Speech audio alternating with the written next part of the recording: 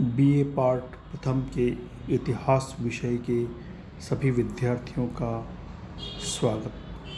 आज मैं डॉक्टर अनुराग शर्मा, सह आचार्य इतिहास, आपके साथ इतिहास के प्रथम प्रश्न पत्र में महाकाव्य काल के ऊपर चर्चा करूंगा। प्राचीन महाकाव्य। संस्कृत काव्यशास्त्र में महाकाव्य का प्रथम सूत्रबद्ध लक्षण आचार्य भामा ने प्रस्तुत किया है और परवर्ती आचार्यों में दंडी, रुद्रट तथा विश्वनाथ ने अपने अपने ढंग से इस महाकाव्य सूत्रबद्ध के लक्षण का विस्तार किया है। आचार्य विश्वनाथ का लक्षण निरूपण इस परंपरा में अंतिम होने के कारण सभी पूर्ववर्ती मतों के सार संकलन के रूप में उपलब्ध है।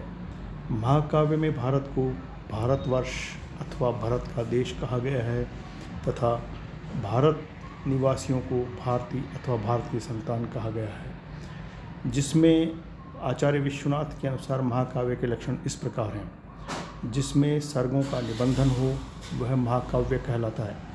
महाकाव्य में देवता या संस्कृत काव्यशास्त्र में महाकाव्य का प्रथम सूत्रबद्ध लक्षण आचार्य भामा ने प्रस्तुत किया है और परवर्ती आचार्यों में दंडी, रुद्रट तथा विश्वनाथ ने अपने अपने ढंग से इस महाकाव्य के लक्षण का विस्तार किया है।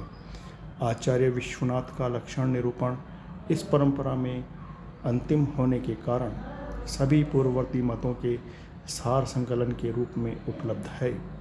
महाकाव्य में भारत को भारतवर्ष अथवा भारत का देश कहा गया है तथा भारत निवासियों को सदृश क्षत्रिय, जिनमें धीरोदात्तवादी गुण हो, नायक होता है।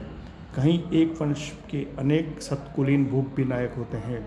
श्रृंगार, वीर और शांत में से कोई एक रस अंगी होता है तथा अन्य सभी रस अंग रूप में होते हैं। उसमें सब नाटक संधियाँ रहती है। कथा ऐतिहासिक अथवा सज्जनाश्रित होती है। चतुर्वर्ग धर्म, अर्थ, काम, मोक्ष में से एक महाकाव्य का फल होता है। प्रारंभ में नमस्कार, आशीर्वाद या वर्ण वस्तु निर्देश होता है। कहीं खलों की निंदा तथा सज्जनों का गुण कथन होता है। न अत्यल्प न अति दीर्घ अष्टाधिक सर्ग होते हैं, जिनमें से प्रत्येक की रचना एक ही छंद में की जाती है और सर्ग के अंत में छंद परिवर्तन होता है। कहीं कहीं एक ही सर्ग में अनेक छंद भी होते हैं। सर्ग के अंत में आगामी कथा की सूचना होनी चाहिए। उसमें संध्या, सूर्य, चंद्रमा, रात्रि, प्रदोष, अंधकार, दिन, प्रातःकाल, मध्याह्न, मृगया, पर्वत, ऋतु, वन, सागर, संयोग, विप्रलंब, मुनि, स्वर्ग, नरक, नगर, यज्ञ, संग्राम, यात्रा और विवाह आदि का यथासंभव सांगोपांग वर्णन होना चाहिए। इसके आधार पर संस्कृत काव्यशास्त्र में उपलब्ध महाकाव्य के लक्षणों का सार इस प्रकार किया जा सकता है। कथानक। महाकाव्य का कथानक ऐतिहासिक अथवा इतिहासाश्रित होना चाहिए। विस्तार। कथानक का कलेवर जीवन के विभिन्न रूपों एवं वर्णन से समृद्ध होना चाहिए।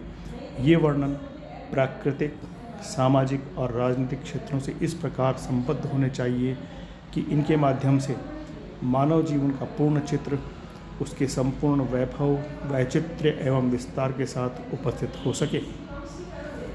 इसीलिए उसका आयाम विस्तृत होना चाहिए। विन्यास। कथानक की संगठना नाट्य संधियों के विधान से युक्त होनी चाहिए, अर्थात महाकाव्य के कथानक का विकास क्रमिक होना चाहिए। उसकी आधिकारिक कथा एवं अन्य प्रकरणों का पारस्परिक संबंध उपकारक भाव से होना चाहिए तथा इनमें औचित्यपूर्ण पूर्वापर अनुमिति रहनी चाहिए। नायक। महाकाव्य का नायक देवता या सदृश क्षत्रिय हो, जिसका चरित्र धीरोदात्त गुणों से समन्वित हो, अर्थात वह महासत्व, अत्यंत गंभीर, क्षमावान, अविथन, स्थिर चरित्र, निगूढ़, अहंकारवान और दृढ़व्रत होना चाहिए। पात्र भी उसी के अनुरूप विशिष्ट व्यक्ति, राजपुत्र, मुनि आदि होने चाहिए। रस, महाकाव्य में श्रृंगार, वीर, शांत एवं करुण रस में से किसी एक रस की स्थिति अंगी रूप में तथा अन्य रसों की अंग रूप में होनी चाहिए। फल, महाकाव्य सद्वृत्त होता है, अर्थात उसकी प्रवृत्ति शिव एवं सत्य की ओर होती है और उसका उद्देश्य होता है चतुर्वर्ग की प्राप्ति। शैली, शैली के संदर्भ में संस्कृत के आचार्यों ने प्रायः अत्यंत स्थूल रूढ़ियों का उल्लेख किया है।